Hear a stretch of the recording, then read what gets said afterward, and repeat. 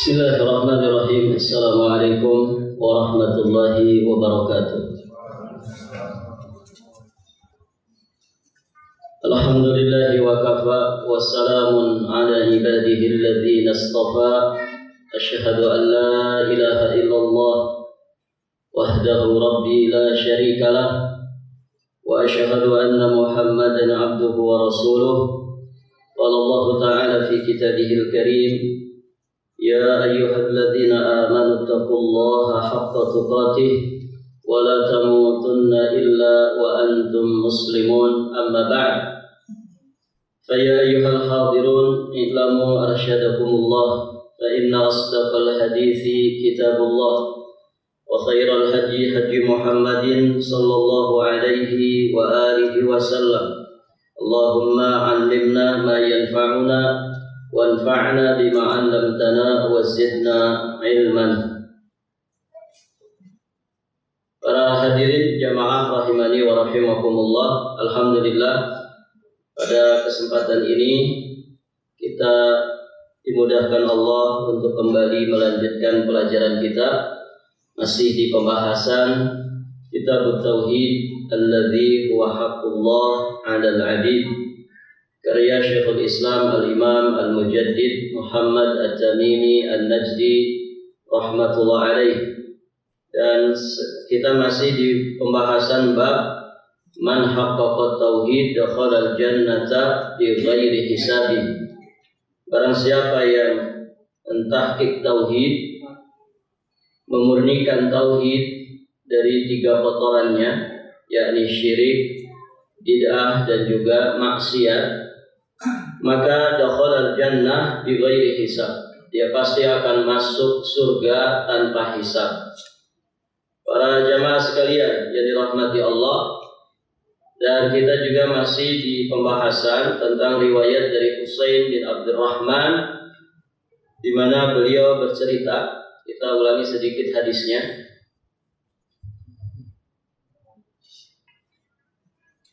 Beliau berkata, di satu hari aku berada di sisi Sa'id bin Jubair. Lalu beliau bertanya, siapakah di antara kalian yang melihat bintang jatuh semalam tadi? Kemudian Husain bin Abdurrahman menjawab, saya. Dan aku pun, kata beliau, menceritakan tentang kisahku. Ketahuilah bahwa ketika itu saya tidak sedang mengerjakan sholat, namun saya tersengat kalajengking. Maka Sa'id bin Jubair bertanya kepadanya, lantas apa tindakanmu? Aku menjawab, aku meminta ruqyah. Kemudian Sa'id bin Jubair bertanya kembali, apa yang mendorongmu untuk melakukan hal itu? Kemudian Husain bin Abdurrahman menjawab, sebuah hadis yang diriwayatkan oleh Asy-Sya'bi kepada kami. Lantas apa yang disampaikan oleh Sya'bi kepadamu? Nah, ini tanyanya Sa'id bin Jubair. Maka Husain bin Abdurrahman menjawab, dia meriwayatkan kepada kami sebuah hadis dari Buraidah bin Husayn, ya, seorang sahabat yang masyhur. La ruqyata illa min ainin aw humatin, faqala qad ahsana man intaha ila masami'. La ruqyata illa min ainin aw humatin. Tidak boleh meminta ruqyah kecuali karena terkena pengaruh ain, yakni pandangan mata yang jahat, atau terkena sengatan. Maka Sa'id bin Jubair kemudian berkata kepadanya, qad ahsana man intaha ila masami'. Sungguh sangat terpuji seseorang yang mengamalkan ilmu yang telah didengarnya. Walakin, nah di sini Sa'id bin Jubair menyampaikan riwayat yang bagi beliau, para jamaah yang dirahmati Allah, riwayat ini akan menjadi masukan, ya, bagi Husain bin Abdurrahman. Ya, kata Sa'id bin Jubair, akan tetapi sahabat yang mulia Abdullah bin Abbas radhiyallahu taala anhuma telah meriwayatkan kepada kami sebuah hadis dari Rasulullah sallallahu alaihi wasallam ya bahwasanya beliau bersabda. Nah, ini pembahasan kita ya sampai di sini. Nabi sallallahu alaihi wasallam bersabda, "Uridat 'alayya al-umam, wa ra'aytu an-nabiyya wa ma'ahu ar-ruhayq, wan nabiyya wa ma'ahu ar-rajulu war-rajulan, wan nabiyya laysa ma'ahu ahadun. Idh rufi'a li sawadun 'adzim, fa dhanantu annahum ummati, fa qila li hadha Musa wa qaumuhu. ولكن انظر إلى الأفق فنظرت فإذا سواد عظيم فقيل لي انظر إلى الأفق الآخر فإذا سواد عظيم فقيل لي هذه أمتك ومعهم 70,000 يدخلون الجنة بغير حساب ولا عذاب." Telah diperlihatkan kepadaku berbagai macam umat. Ini pada peristiwa Isra dan Mi'raj. Kemudian kata Nabi, aku melihat seorang Nabi yang pengikutnya hanya beberapa orang saja. Ada juga seorang Nabi yang pengikutnya hanya satu atau dua orang saja. Barakallahu fikum. Para jamaah yang dirahmati Allah, di sini menunjukkan pengikut setiap Nabi itu berbeda-beda dari sisi kuantitasnya. Bahkan ada di antara Nabi yang tidak punya pengikut. Dan dari sini juga ada pelajaran kebenaran tidak diukur dengan jumlah semata. Tidak mesti ketika jumlahnya banyak itu pasti di atas kebenaran. Bahkan di masa kita saat ini para jamaah, justru yang banyak itu kebanyakan salah. Begitu ya. Yang banyak itu kebanyakan menyimpang. Begitu kan? Kalau kita mau banding-bandingkan yang sholat dengan yang tidak sholat, banyak mana? Banyak mana ikhwan? Banyak yang tidak sholat. Kalau sholat semua mungkin mesin ini tidak muat. Begitu kan? Baik para jamaah, yang hadir di majelis ilmu dengan hadir di majelis sepak bola, lebih banyak mana? Lebih banyak yang hadir di tempat sepak bola, begitu ya? Walaupun harus bayar karcis, walaupun harus panas-panasan, berdesak-desakan, tidak peduli. Tapi kalau majelis taklim sepi. Begitu ya. Artinya tidak mesti yang banyak itu berada di atas kebenaran. Maka kebenaran tidak diukur dengan jumlah semata. Lihat, ada nabi yang pengikutnya segelintir orang saja. Ada nabi yang bahkan tidak punya pengikut sama sekali. Bukan karena mereka itu salah dakwahnya, tidak benar dakwahnya, tidak. Namun demikianlah para jamaah yang dirahmati Allah, untuk menjadi hikmah bagi umat manusia bahwa kebenaran tidak diukur hanya dengan jumlah semata. Kemudian para jamaah yang dirahmati Allah, tiba-tiba diperlihatkan kepadaku sejumlah manusia yang banyak. Aku pun mengira bahwa mereka itu adalah umatku. Tetapi dikatakan kepadaku, hadza Musa wa qaumuh. Ini adalah Musa dan kaumnya. Nah, di sini para jamaah menunjukkan tentang keutamaan Nabiullah Musa alaihi salam dan juga pengikutnya. Karena pengikutnya banyak. Dan para jamaah, Nabi Musa juga punya gelar yang baik sekali di sisi Allah Subhanahu wa taala. Beliau nabi dan rasul, beliau juga termasuk rasul ulul azmi, beliau termasuk kalimur rahman. Ya, kalimur rahman, nabi yang digelari dengan kalimur rahman, nabi yang diajak bicara langsung oleh Allah Subhanahu wa taala. Baik, para jamaah. Kemudian kata Nabi sallallahu alaihi wasallam, "Walakin inzur ilal ufuq fa nadartu fa idza sawadun 'adzim." Maka Nabi sallallahu alaihi wasallam kemudian diperintahkan ya untuk melihat. Diperlihatkan kepada Nabi sallallahu alaihi wasallam sejumlah manusia yang banyak. Nabi melihat sejumlah manusia yang banyak. Kemudian dikatakan kepadaku, kata Nabi, itulah umatmu. Ya, di antara mereka 70,000 yadkhuluna al-jannata bighairi hisabin wala adzab. Di antara mereka ada 70.000 orang yang masuk surga tanpa hisab, tanpa azab. 70.000 orang dari umat Rasulullah yang sangat banyak itu. 70.000 orang. Kalau 70.000 orang dari masyarakat Balikpapan saja, itu sedikit atau banyak Pak hitungannya? Sedikit. Bagaimana kalau 70.000 orang itu ya dari seluruh umat Rasulullah Shallallahu Alaihi Wasallam. Berarti dari generasi sahabat sampai mukminin ya yang diwafatkan Allah menjelang hari kiamat. Ini ada berapa miliar umat Rasulullah Shallallahu Alaihi Wasallam. Nah, ini istimewanya 70.000 dari umat Rasulullah Shallallahu Alaihi Wasallam yang masuk surganya tanpa hisab, tanpa azab. Berarti ini persaingannya ketat para jemaah. Kita kalau pengen menjadi yang 70.000 ini, masya Allah, barakallahu fikum. Namun di sana juga ada riwayat yang lain bahwa setiap satu orang dari 70.000 orang ini itu membawa 70.000 orang lagi. Berarti jumlahnya berapa? Berapa Pak? 70.000 dengan 70.000 kali 70.000 4,9 miliar. Berarti 4.900.000.000. Nah, ini rada bergembira kita. Mudah-mudahan kita masuk di dalamnya.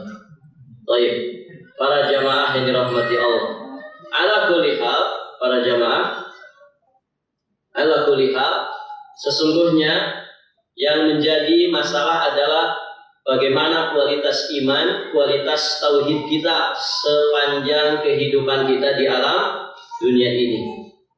Nah, ini sesungguhnya yang menjadi inti masalah.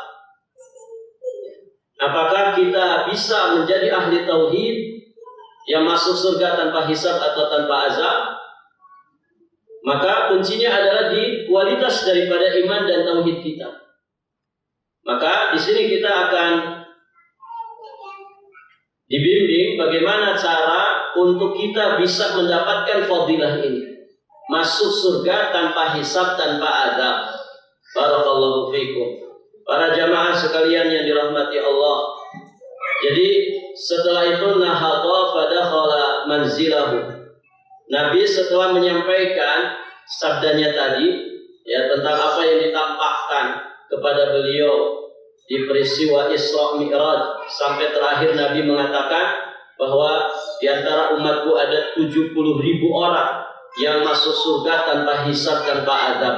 Maka Nabi Shallallahu Alaihi Wasallam langsung bangkit dan segera memasuki rumahnya.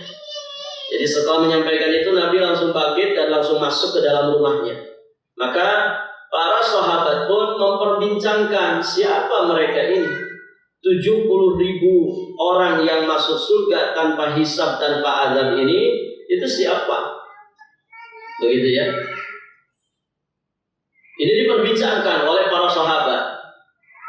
Maka para jamaah yang dirahmati Allah, di antara mereka ada yang berkata, barangkali mereka itu adalah para sahabat Rasulullah Shallallahu Alaihi Wasallam yang setia menyertai beliau. Ada pula yang berkata, barangkali mereka itu adalah orang-orang yang dilahirkan di kalangan kaum muslimin dan tidak pernah berbuat syirik kepada Allah sedikit pun. Artinya dari semenjak kecil sudah dibimbing memiliki orang tua yang muslim-muslimah, sehingga mereka tidak mengalami yang namanya kejahiliahan. Nah, ini yang kedua yang diperbincangkan. Kemudian para jamaah yang dirahmati Allah, mereka menyebutkan beberapa perkara yang lainnya.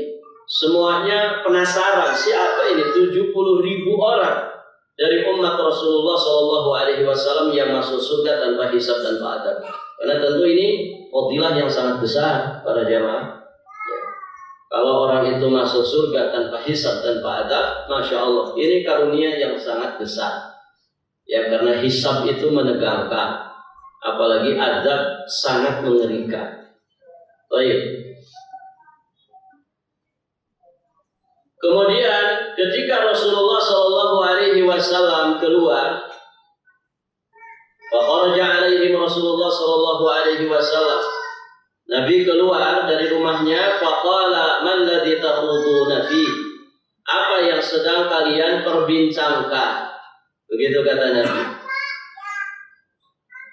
Maka kemudian Rasulullah Shallallahu Alaihi Wasallam diberitakan bahwa yang mereka perbincangkan adalah sabda Nabi yang tadi disampaikan. Siapa ini 70.000 golongan ini? Maka kemudian Nabi menjawabnya. Kata Nabi Shallallahu Alaihi Wasallam, humul ladina la yarqun wa la yastarqun wa la yatatayyarun wa ala rabbihim yatawakkalun. Mereka adalah orang-orang yang tidak meminta diruqyah.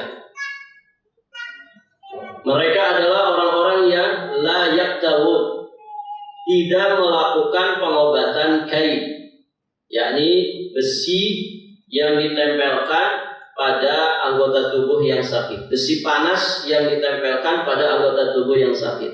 Ini pengobatan kain. Jadi mereka orang-orang yang tidak melakukan pengobatan kain. Wala yastarqun, mereka tidak meminta diruqyah. Kemudian wala yatatayyarun, mereka tidak melakukan tatayyur. Nanti ada bab tersendiri tentang makna dari pembahasan tentang tatayyur. Intinya tatayyur itu menganggap akan bernasib sial setelah mendengar sesuatu, melihat sesuatu, merasakan sesuatu, atau ketika berada di waktu tertentu atau di tempat tertentu, dia menganggap akan bernasib sial dengan itu. Nah, ini bagian daripada tatayyur. Di masa jahiliyah, para jamaah tatayyur itu awalnya medianya pakai burung. Jadi mereka kalau mau melakukan satu aktivitas tertentu, mereka meramal nasibnya, ya dengan cara menggertak seekor burung, nanti dilihat burungnya terbang ke mana. Kalau mereka lihat burungnya terbang ke kanan atau ke arah depan, maka mereka tafa'ul, mereka beranggapan akan bernasib baik. Kemudian kalau burungnya itu terbang ke sebelah kiri atau ke arah belakang, maka mereka tasya'um, ya mereka menganggap akan bernasib sial, sehingga mereka mengurungkan apa yang hendak mereka kerjakan. Nah, ini tatayyur. Kata Nabi, tiarah itu bagian daripada kesyirikan. Nah, ternyata kriteria orang-orang yang masuk surga tanpa hisab, tanpa adab, diantaranya adalah mereka yang tidak melakukan tatayyur.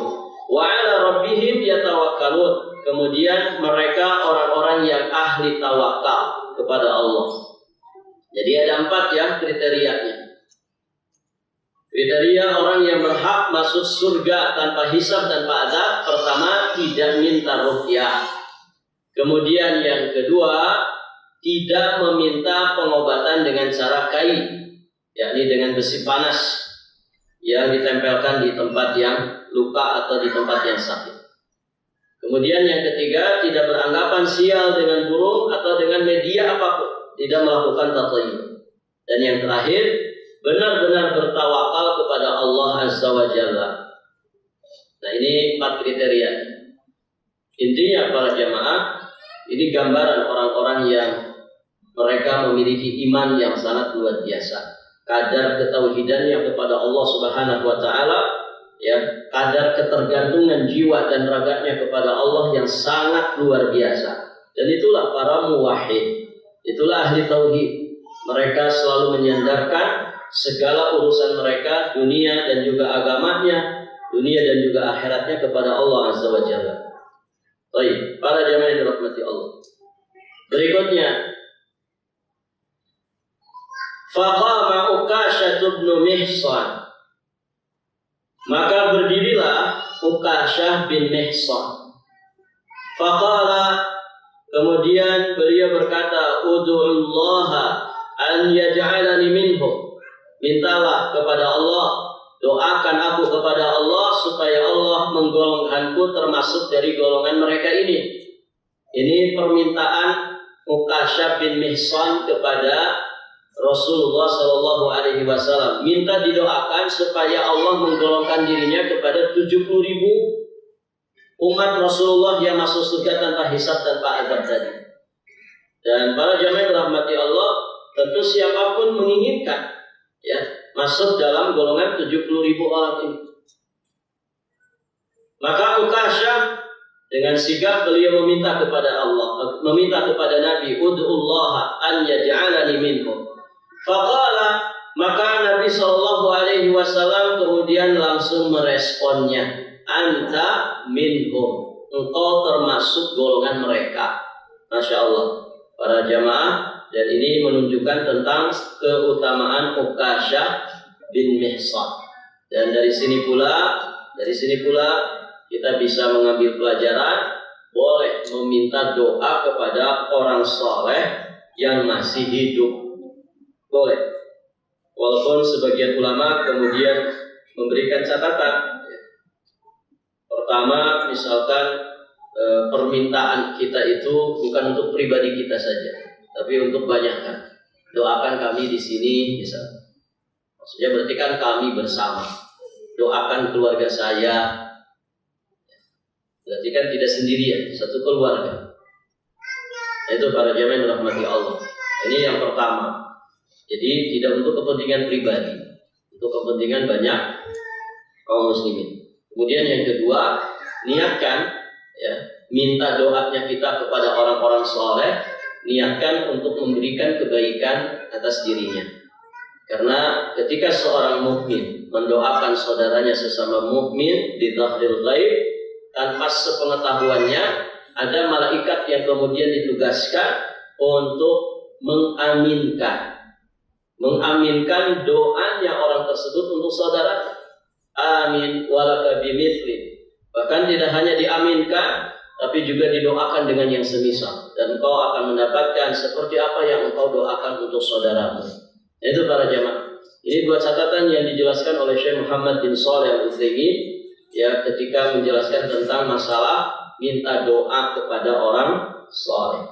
Dan jangan dibiasakan ya, sesekali kita minta didoakan kepada orang yang kita anggap sebagai orang saleh yang dekat kepada Allah, berilmu gitu ya, kemudian sosok yang diteladani. Maka sesekali kita minta doanya dengan dua catatan tadi tidak masalah. Namun ya tidak boleh dijadikan kebiasaan. Tiap ketemu orang minta didoakan ya. Nah ini ada banyak hal jamaah yang dirahmati Allah. Ada banyak hal yang akan menjadi catatan nantinya kalau orang itu biasa minta doa. Pertama, menjadikan dia tidak mau berdoa atau malas berdoa. Sudah diwakilkan sama orang soleh. Gitu. Akhirnya dia sendiri tidak mau berdoa. Jadi bersandarnya kepada doanya orang soleh. Ini tentu madharat para jamaah yang dirahmati Allah. Kemudian yang berikutnya, kalau kita sering minta doa kepada satu sosok tertentu, ini juga bisa madharat ya bagi orang yang bersangkutan. Madharatnya dari sisi mana? Bisa jadi setan mewaswasi dirinya ya untuk dia ujub ya dengan kedudukan dirinya di hati orang lain. Ya. Kan bisa jadi para jemaah ketika banyak orang minta doa kepada dirinya, masya Allah berarti saya ini beneran orang soleh. Muncul ujubnya. Kemudian dia merasa lebih baik dari orang-orang yang ada di sekitarnya. Nah, ini tentu akan madharat bagi orang yang bersangkutan. Maka para jamaah yang dirahmati Allah, ahli tauhid itu akan selalu ya menjaga ketergantungan hatinya dalam segala hal, baik fi jalbil manafi atau daf'il madar, baik dalam hal mengambil manfaat, ya mencari manfaat ataupun menghindarkan madarat, baik dari urusan dunianya, lebih-lebih dalam urusan agama. Dalam urusan agama juga begitu. Ya kita belajar thalabul ilmi, ya jangan bersandar kepada kecerdasan. Saya kan EQ-nya di atas rata-rata, menengah ke atas, nilainya sekian. Barakallahu fiikum. Banyak orang yang punya kecerdasan tapi enggak berkah ilmunya. Begitu kan? Kalau urusan hafal menghafal sekali duduk dia bisa berapa halaman hafal. begitu kan? Namun para jamaah yang dirahmati Allah, ingat ya, tidak boleh kita bersandar kepada kemampuan diri kita sendiri. Ya, yang namanya rezeki ilmu itu adalah anugerah dari Allah. Yu'til hikmata man yasha. Allah itu memberikan hikmah kepada siapa saja yang dikehendakinya. Maka minta kepada Allah, bersandar kepada Allah. Kalau kemudian kita belajar thalabul ilmi, bersandar kepada Allah dalam segala hal, baik ketika kita tolak, ketika kita proses mencarinya, menghafal, berusaha memahami. Ada saat-saat tertentu di mana mungkin otak kita buntu, kesulitan memahami bahkan mungkin satu paragraf saja ya dari apa yang dijelaskan oleh para ulama. Ya terkadang kita buntu, bisa berhari-hari mencari tahu apa yang dimaksud dengan kalimat ini. Nah itu. Maka kalau orang tidak bersandar kepada Allah Azza wa Jalla, barakallahu fikum, ada banyak madarat di situ. Ya. Para jamaah sekalian yang dirahmati Allah, jadi ini Uqasyah bin Mihsan. Ya, beliau meminta didoakan oleh Nabi Shallallahu Alaihi Wasallam supaya termasuk golongan dari 70.000 umatnya yang masuk surga tanpa hisab dan adab. Dan ternyata Nabi meresponnya. Nabi ya menjawab apa yang diinginkan oleh Uqasyah bin Mihsan. Anta minhum, engkau termasuk dari golongan mereka. Summa qama rajulun akhar. Kemudian berdirilah sosok laki-laki yang lainnya. Jadi setelah Uqasyah bin Mihsan ini ada lagi yang berdiri, para jamaah yang dirahmati Allah.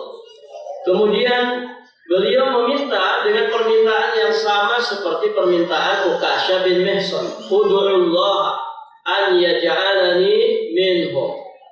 Mohonkanlah kepada Allah Ta'ala agar aku termasuk dari golongan mereka. Maka kemudian Nabi Shallallahu Alaihi Wasallam mengangkatnya. Kata Nabi, sabaqaka biha Uqasyah. Engkau telah didahului oleh Uqasyah.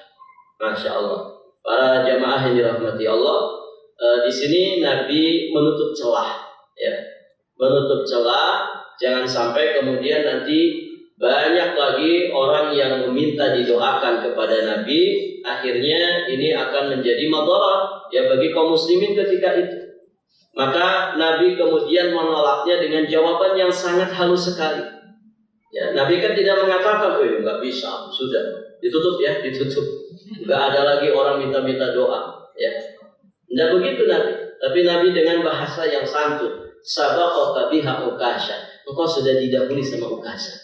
Artinya ini kan bahasa, ini ungkapan untuk mengungkap bahwa jangan ada lagi yang minta-minta didoakan lagi. Tapi dengan bahasa yang halus. Sabaqaka biha Uqasyah. Engkau telah didahului oleh Uqasyah. Baik, para jamaah yang dirahmati Allah Subhanahu wa taala. Nah, ini terkait dengan hadis yang disampaikan oleh Sa'id bin Jubair untuk memberikan masukan kepada Husain bin Abdurrahman. Dan demikianlah ya. Di sini kita akan mendapatkan pelajaran ya bagaimana lingkungan kehidupan para sahabat di sekitar Nabi sallallahu alaihi wasallam.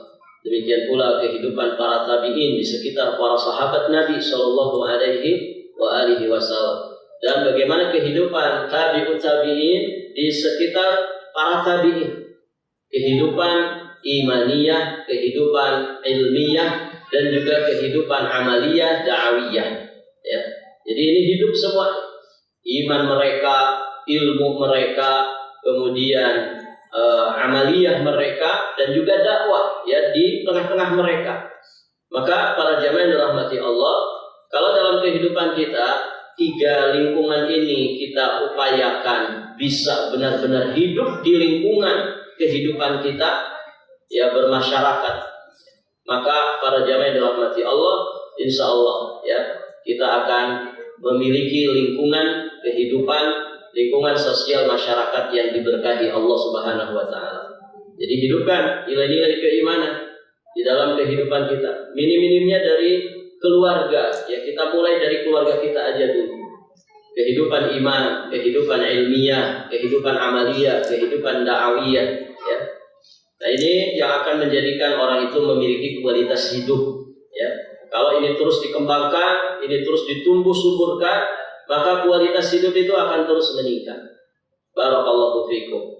Baik, para jamaah sekalian yang dirahmati Allah, kita tidak berpanjang lebar membahas tentang 4 kriteria tadi, karena pembahasan tentang ruqyah, pembahasan tentang tawakul, pembahasan tentang tatayyur ini akan ada di bab-bab berikutnya insyaallah taala. Dan sekali lagi titik pelajaran kita adalah bagaimana kita meneladani sosok para sahabat Nabi yang hidup di bawah pendidikan tarbiyah Rasulullah Shallallahu Alaihi Wasallam dan juga 2 generasi setelahnya, generasi tabi'in, tabi'ut tabi'in. Ya, bagaimana mereka selalu bersemangat di dalam mencari kebaikan, mereka selalu berdiskusi dalam hal-hal yang baik, para jamaah dirahmati Allah, dan mereka terbuka untuk menerima nasihat dari saudaranya sesama Muslim. Barakallahu fiikum. Sampai di sini pelajaran kita. Semoga apa yang dibahas bermanfaat. Insyaallah nanti di bab berikutnya kita akan masuk di pembahasan al-khauf minasyirki, bab tentang takut terhadap dosa syirik. Ini bab yang sangat penting untuk kita pelajari, karena tidak ada dosa yang paling kita takuti sepanjang kehidupan kita di alam dunia ini kecuali dosa ini, dosa syirik. Begitu ya. Maka para jamaah dirahmati Allah, rasa takut itu harus mendorong kita untuk mempelajarinya secara terperinci. Maka dimulai dari pondasi ini. Selanjutnya nanti penulis rahimahullah ta'ala akan terus banyak memberikan penjelasan tentang masalah tauhid syirik dan beberapa contoh darinya. Kita tutup dengan doa kafaratul majlis. Subhanakallahumma bihamdik, asyhadu an la ilaha illa anta, astaghfiruka wa atubu ilaik. Wassalamualaikum warahmatullahi wabarakatuh.